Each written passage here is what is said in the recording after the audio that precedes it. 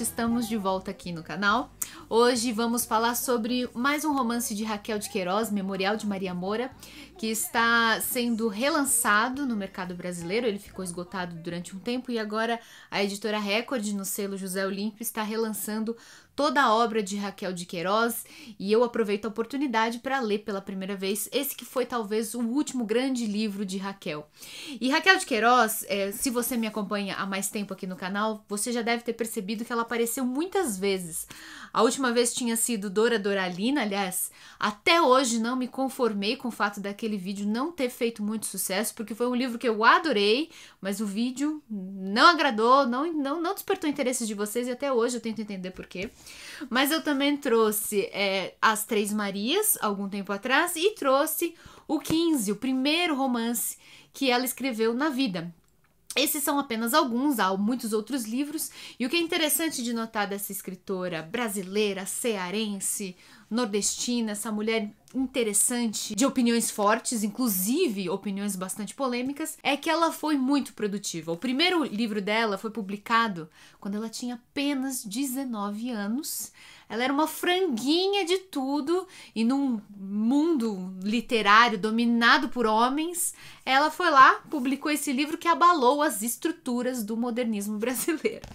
Depois, como se não bastasse assim, esse sucesso estrondoso, ao longo de várias décadas de vida, ela foi se dedicando ao jornalismo, à crônica, à reportagem, e foi publicando romances assim esporadicamente, só quando ela tinha vontade, porque Raquel era assim, era dessas, só escrevia quando estava afim.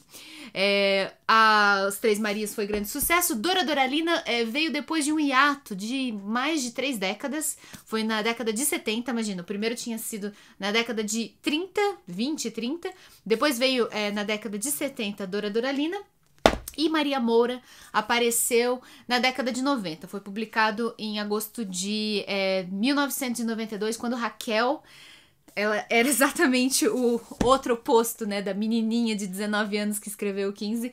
Ela era uma vetusta senhora de 82 anos, completamente possuidora de uma cadeira na Academia Brasileira de Letras, sendo inclusive a primeira mulher a quem se dignaram a conceder uma cadeira na academia. Vencedora de um monte de prêmios também, enfim, ela já era uma mulher assim na plena posse de toda a sua maturidade artística. O que é legal quando a gente lê muitos livros de uma mesma escritora é que a gente vai vendo o que a interessava ao longo da sua vida. Evidente que a Raquel jovenzinha trazia personagens que refletiam a visão de mundo dela quando ela tinha 20 anos. Depois ela foi amadurecendo, foi entrando na minha idade, e aqui ela já era uma mulher de 82 anos. E embora todos esses livros tenham o mesmo DNA, são todos filhos da mesma mãe, eles não são o mesmo livro e não têm sempre os mesmos personagens. Raquel de Queiroz, ela não chegava a ostentar a bandeira do feminismo e não liderava marchas e nem movimentos nesse sentido.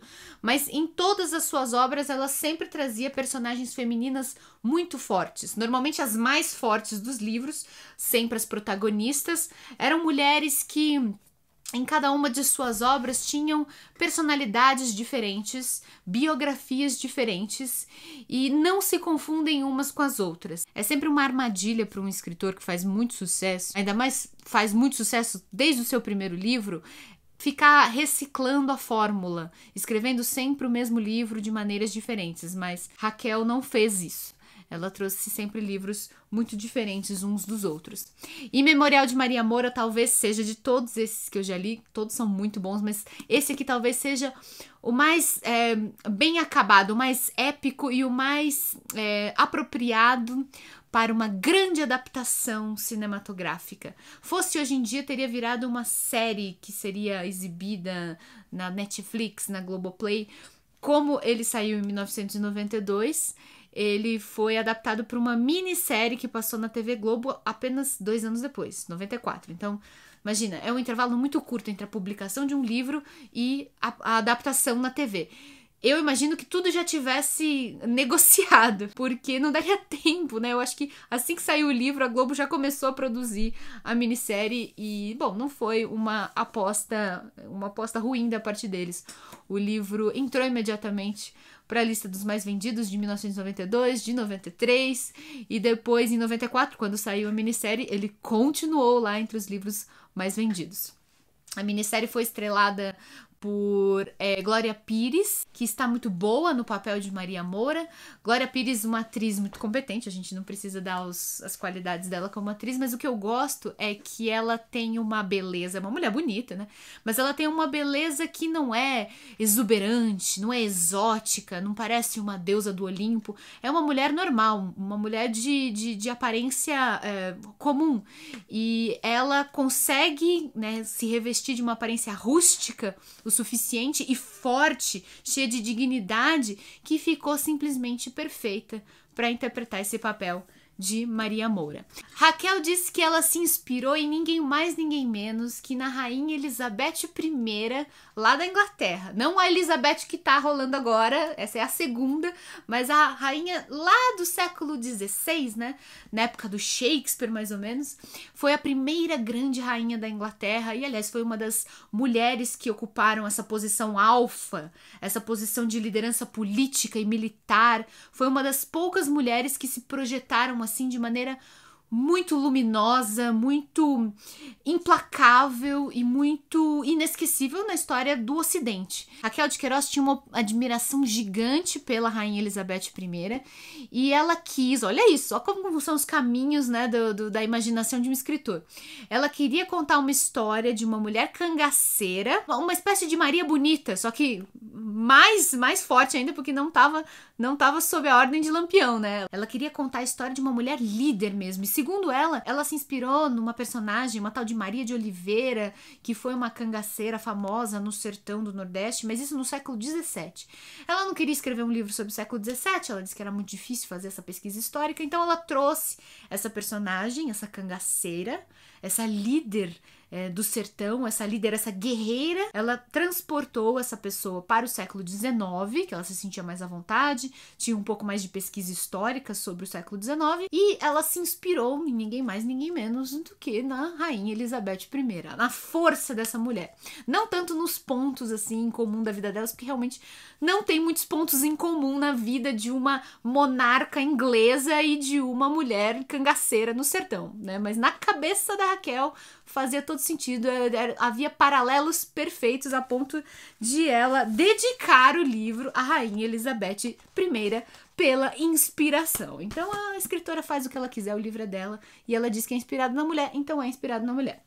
O ponto é que Maria Moura nasceu num sertão imaginário. A gente tem a tendência de pensar que estamos no sertão do Ceará, porque foi lá que Raquel nasceu e onde ela continuou mantendo suas raízes ao longo da vida. Depois se mudou para o Rio de Janeiro, mas ela sempre ia e voltava da sua fazenda, né, da fazenda da família dela lá no Ceará.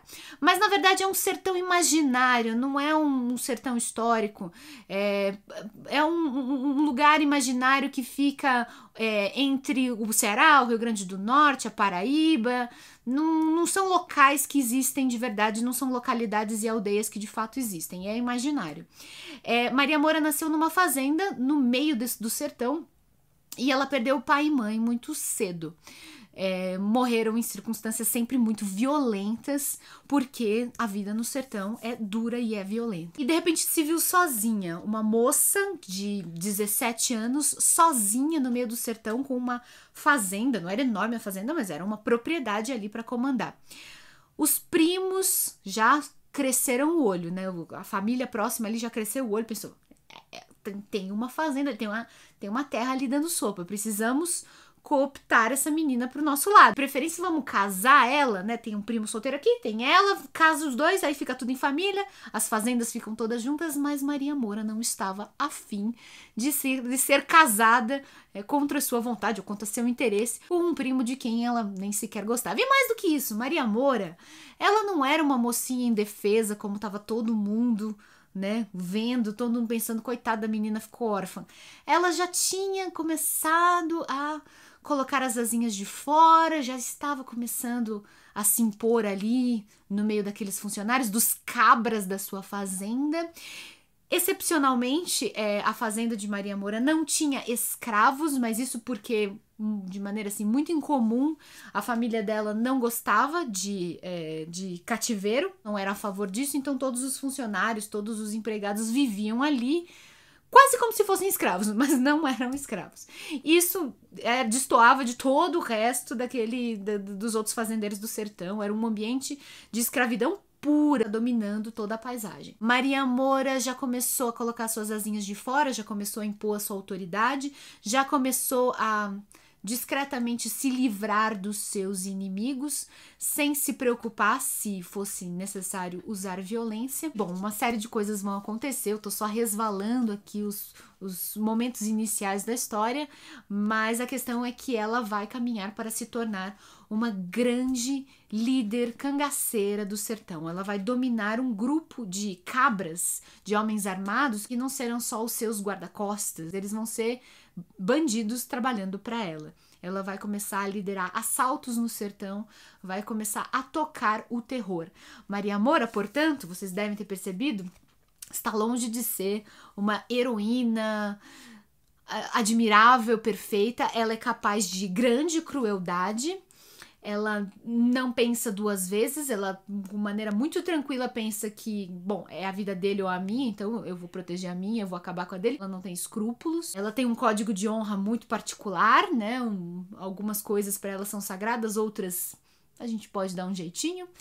É uma personagem complexa, uma mulher de personalidade muito forte, muito interessante e bem desenvolvida ao longo dessa trama, conforme Maria vai conseguindo ou vai deixando de conseguir alcançar os seus sonhos. Os seus sonhos não são nada românticos. Maria Moura quer dinheiro, quer poder, quer liderança, quer domínio. É uma mulher muito forte, forte mesmo, a ponto da gente sentir um pouquinho de medo dela de vez em quando. Achei fantástico, um livro que me agarrou desde a primeira página. Eu tinha aberto ele só para começar, só para ver como é que era, e quando eu vi eu não consegui largar mais. Ele te traga para dentro, você não consegue largar. É um livro de aventura, sobretudo, mas é um livro sobre o sertão, é um romance que ajuda a entender o Brasil, ajuda a entender a nossa história, né? Embora se passe num lugar imaginário, esse lugar imaginário está localizado muito bem aqui no nosso país. E ele ajuda a entender como que nós chegamos aonde nós chegamos hoje. Uma mulher forte, cabra macho, sim senhor, que não tem...